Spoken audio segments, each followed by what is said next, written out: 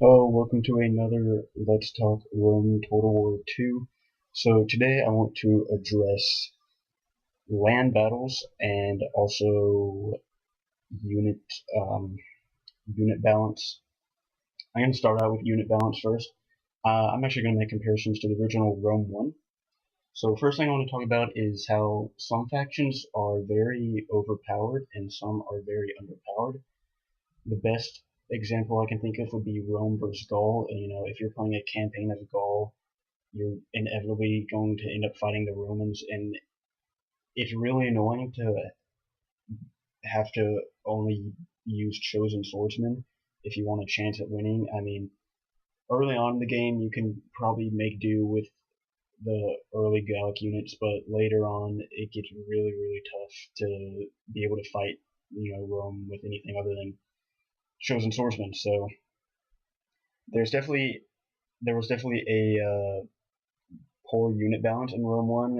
Another example would be Parthia. If you're playing campaigns Parthia, you would often fight Egypt, and fighting Egypt, um, or basically any faction really, as Parthia was really annoying. In siege battles, especially, you got the infantry that wear pajamas as uniforms. It was nearly impossible to take a city with your pajama men because once inside the city, horse archers would be useless. So a bit more unit balance, a lot more units to certain factions like Gaul and Parthia. They didn't. I don't think they had enough units to begin with. So I think certain factions need a lot more units, especially some of the non-playable factions from Rome One. We'll have to see what they do with Rome Two. Hopefully, though, every faction will have a decent amount of units and can be able to at least stand up to some of the bigger, better factions. Now, I understand like factions like Greece and Rome, Carthage, they all should be better than the other playable factions, but they don't need to be so much better that it becomes nearly impossible to beat them when you're playing as other factions. So now I want to move on to land battles, and I'm really not going to say much about land battles because in Shogun 2 they were really amazing. I don't see why they would be any different in Rome 2. They'll probably just be better. But I do want to talk about siege battles because I think that siege battles in Shogun 2 and Napoleon and Empire, they all got kind of boring because, just assaulting a fort and defending a single fort, it's pretty repetitive. Now, Rome 1 had my favorite siege battles of all time. Just seeing the giant walls and using siege towers and ladders to get up them and sap points to dig under the walls. That was all really fun and epic to me. So from early pictures, you can pretty much expect a lot of epicness in the siege battles, but I still want to talk about them just to make sure that they do uh, improve upon the siege battles from Shogun 2 just because I don't want to have to fight at the same fort every single city that I go to because each tier was basically the same fort in each castle. In Shogun 2, I want all the cities to look somewhat different. Hopefully that will be easier to do with all the different cultures. I want all the big important cities, Rome, Athens, Carthage, I want them to be as epic as possibly can get. Uh, I want to see I want to see the return of like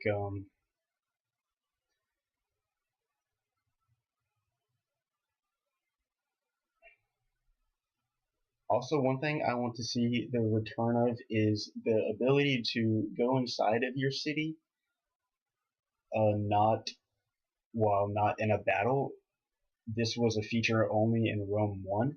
I think it was really cool. I know it doesn't really have much to do with battles, but I thought it was a really cool feature that I just now thought of since I was talking about cities and all. So that would be a really cool feature to have back. So back to the siege battles. I think there needs to be some things addressed, such as the use of navies when fighting in siege battles. I don't know to what extent navies will have an effect on like siege battles, especially I guess really only the cities that are by the sea. Um, it would be pretty cool though to have like catapults on board ships. I don't know if that would be historically accurate or not, but that could be something they could look into. Or if you've seen the Rome footage of the Siege of Carthage footage from Rome 2, you saw the Roman ships sailing into the port of Carthage, and you could have like archers fire from ships, so that'd be cool. Also, sap points in Rome 1, I think sap points were way too overpowered and unrealistic. Now, I would think that it would take days and days to actually be able to dig that far underground and under the walls and make them collapse. So I don't really think there should be sap points. But well, I take that back. They could use you could make sap points, but it'd be kind of like building rams or siege towers. You know, you have a sap point building, and theoretically they're like digging throughout each turn it's building. And after a certain amount of turns, it'll be like, oh, they're ready to knock down the walls. So they could do something like that. But that's really all I have to say about this episode. More unit balance for a lot of the factions. Make the siege battles more varied than they were in Shogun 2. Make each siege battle different, or as different as possibly can be, because it just got kind of repetitive after a while. So, if you have any more ideas or comments about this, feel free to leave them in the video. I'm always welcome to more ideas. But that is it for this episode. Another episode will be out soon. I don't know what I'm going to do it on yet, though. I'll think of something. Hopefully, we'll have a new faction revealed shortly, because as of right now, there are still only 6 of 8 factions revealed. But yeah, that's it for now, so have a nice day.